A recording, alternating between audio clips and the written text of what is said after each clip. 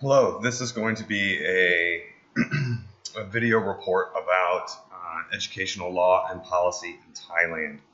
I'd like to begin with a brief introduction about the educational system's context and history in Thailand. The current system is based on a 12-year free basic education beginning at the age 6.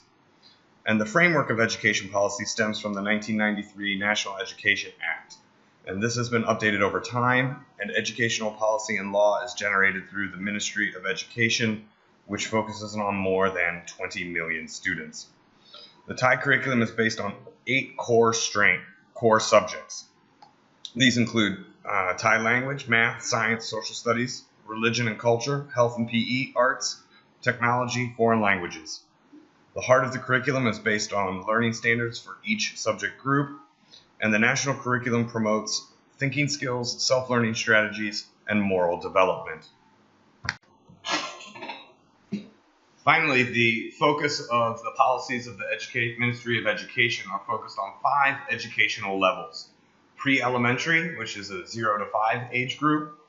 Primary school, which is looking for basic literacy and numeracy. Secondary school with competency in foreign languages and computer literacy, as well as the skills to be a 21st century learner. Vocational education, which would be working with the dual vocation education and training programs to develop a creative economy. And finally, higher education, in which we would be speaking about university skill level education.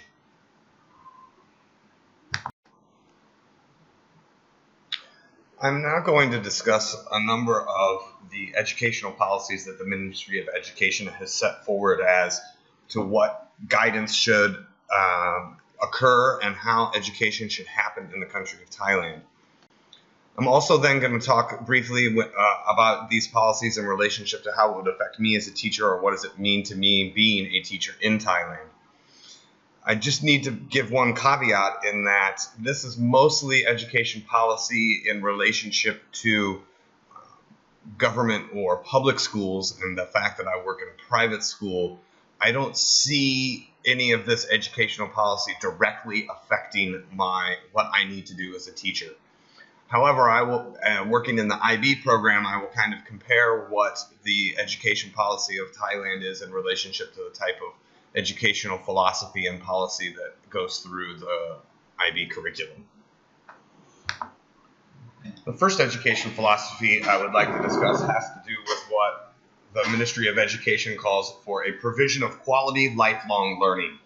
And this means that the focus on education policy is to create a lifelong learning in producing good and happy, resourceful citizens.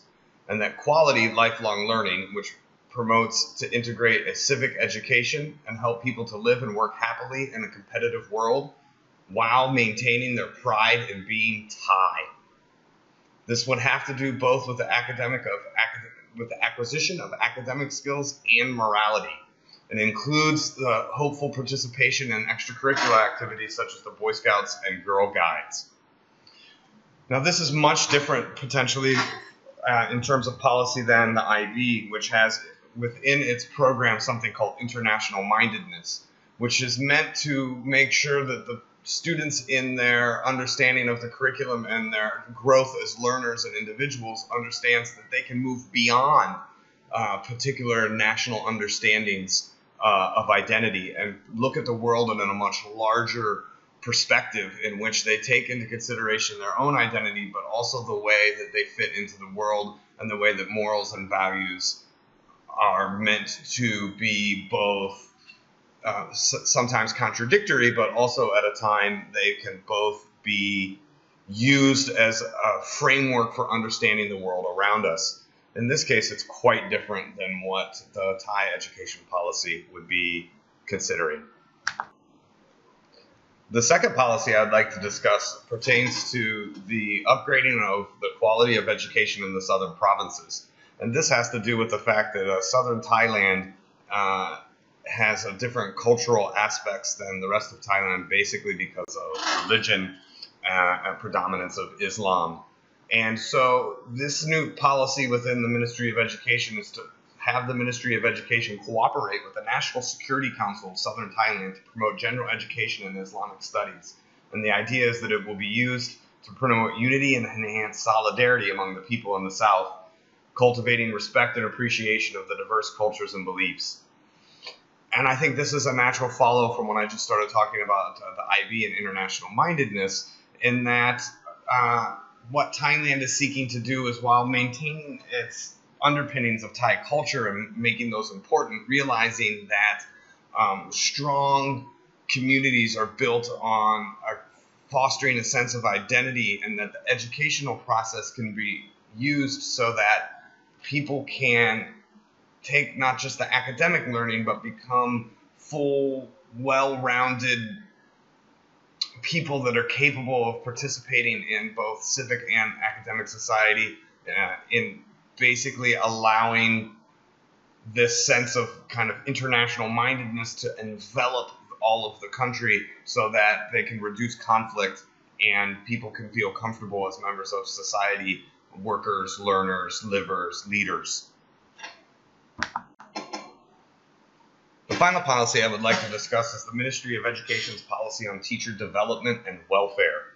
And this has to do not just on the quality of teachers, but it's 4 initiatives undertaken to ensure the well-being, knowledge, and skills of teachers, dealing with everything from 1, pay scales, to 2, networks to improve quality of life for teachers, the issuance of licenses in accordance with the recognized professions, and the establishment of a Teacher Association Development Fund to represent and address teacher concerns. I find the most interesting thing here is that while this is about ensuring that you have quality trained teachers that are licensed, it's so much more seemingly about the development of a livable welfare, quality of life idea that for teachers, both personally and professionally.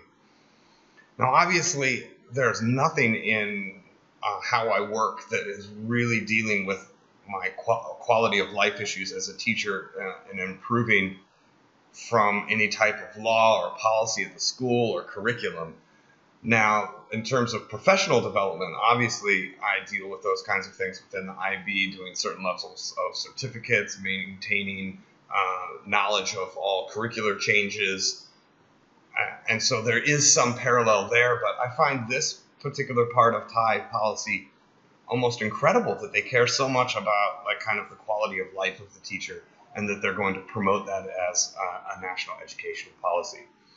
Thank you so much for listening, and I hope you've learned plenty about Thai education policy. Thank you.